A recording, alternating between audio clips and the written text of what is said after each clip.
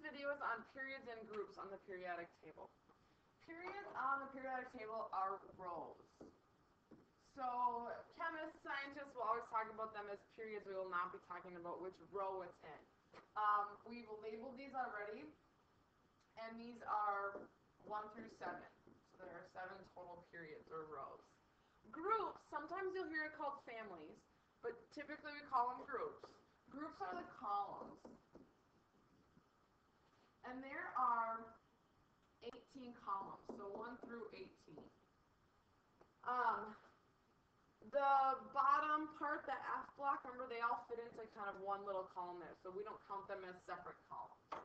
So when you look at the periodic table, specific groups have certain names because they have similar properties.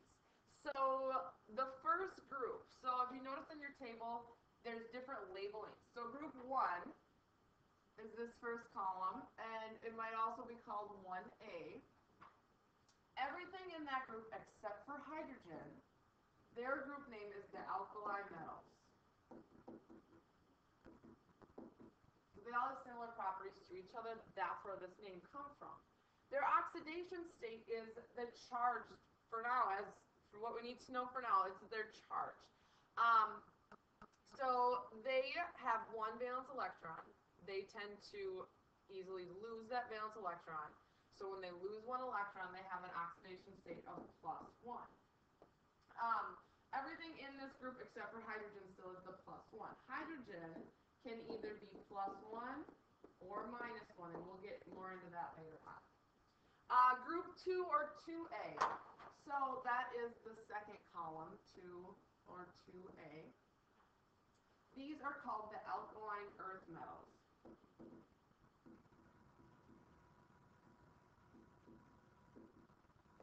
And these have 2 valence electrons, so they're going to lose 2 of them. And so their oxidation state will be +2. Or sometimes you'll see these written 2+. Sorry, I should be writing that as well. Our next group, now notice it says groups 3 through 12 or 3B through 12B. So this is 3 through 12, 3B through 12B. This whole section we call the transition metals.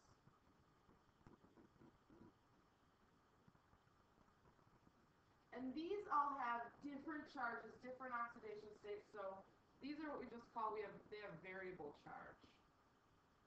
So they're all different, and each one might have more than 1. So we'll get into more of those later too. Okay, so now we're going to skip way over to group 17 or 7A. So that is right here. So 17 or 7A. And the reason we're skipping over is the stuff in between that, in between 12 and 17. They are not very similar within their group property-wise. Because a lot of them you're going to see you have metals, nonmetals, and metalloids in those columns. Like boron is a semi-metal, then you've got metals. In the next group you've got carbon, you've got a non-metal, silicon, you've got a semi-metal, another semi-metal, and then you've got tin and lead, which are metals. So we don't generally have the group names for them. So skipping over to 17, we call these the halogens.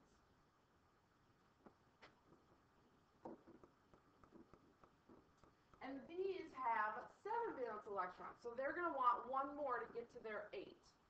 And to get a full octet. So when they get that 1 more, they're going to be -1 or 1 minus, depending on how it's written. Let's see, group 18 or 8A. Going back up, that would be our last column. And these are, you should already know the name of these. These are our noble gases. And these already have their full octet, so they aren't going to have an oxidation state. And their F block will be our very bottom piece, so right here, that very bottom section. Those we call the rare earths. Sometimes sometimes you'll hear this first row called the lanthanides, because it's lanthanum. The second one called the actinides for each specific row. And oxidation state, they also have variable. We're not going to be worried about that. So those are groups and periods on the periodic table.